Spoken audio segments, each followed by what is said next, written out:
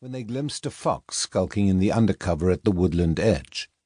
Foxes were a rare sight that instilled a little anxiety in the children. They knew that foxes ate rabbits, but they wondered, given so many rabbits, why do we not see more foxes? Explaining that a fox needs a lot of rabbits to raise a fox family introduced a fundamental law in ecology that the available biomass or mass of living organisms decreases as we move up a food chain, starting with plants to herbivores that feed on plants to the predators that eat the herbivores. The ability of consumers to build biomass is limited by their ability to obtain food and by the efficiency with which they can convert food energy into biomass. That is why there are far fewer foxes than there are rabbits. Not every summer delivered such profusion of rabbits. In some years, rabbits were decidedly few and far between. The kids began to notice similar year-to-year fluctuations in the abundance of voles, acorns, and beech nuts. Some years delivered a bonanza of apples in Silwood Park's small apple orchard. In other years, there was so few fruit that, to secure a decent share, the children had to be sure to get to the trees well in advance of the live-in postgraduate students. The kids were now asking questions about resource fluctuations and population dynamics. Or, why do bees visit the apple flowers? What do worms do? Why do hedgehogs only come out at night? Why do sycamore seeds spin? Why do apple trees make apples? All these questions are ecological. What is ecology? Ecology is a science, a topic of disciplinary study. It is also a worldview that emphasizes environmental connectedness and has become more or less synonymous with environmentalism. Two interpretations of ecology, scientific and cultural, create confusion in how one relates to the other, but also allow ecologically inspired ideas to proliferate through societal discussions.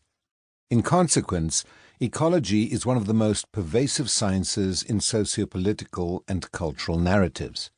Ecological thinking pervades romanticism, spiritualism, literature, and politics. It has become the motivational driver of modern lifestyle choices and political agendas. As a scientific discipline, ecology deals with interactions among organisms and their environment.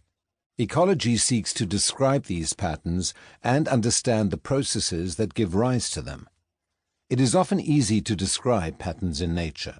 It is well known, for example, that the number of species increases as we move from polar to tropical latitudes. Understanding the causes of such patterns is more difficult.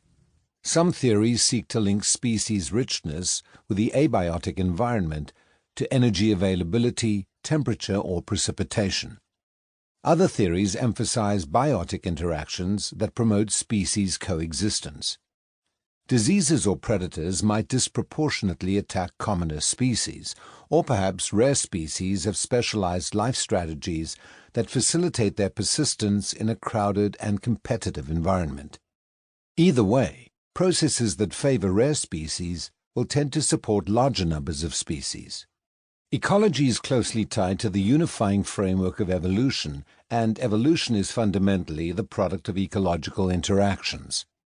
Stephen Jay Gould's series of essays published as Reflections in Natural History is a reflection on the interplay of ecology and evolution. Gould himself was not much interested in ecology, perhaps because as a paleontologist, his curiosity was piqued by the historical development of natural systems, and he saw little historical explanation in ecological processes. Despite Gould's lack of interest, ecology does have a historical perspective, as noted by the 19th century geologist Charles Lyell. Lyell's geology is avowedly historical, founded on observable natural processes of elevation and erosion. Applying this historical perspective to the living world, Lyell argued against a static and largely ahistorical balance of nature and in favor of continual disruption and change shaped by ecological processes of dispersal, predation, and competition. This opened the door to a more dynamic interpretation of the natural world, inspiring Charles Darwin and Alfred Russel Wallace, among others, to develop evolutionary theory through ecological insight. Ecology only really makes sense in the light of evolutionary theory. Ecological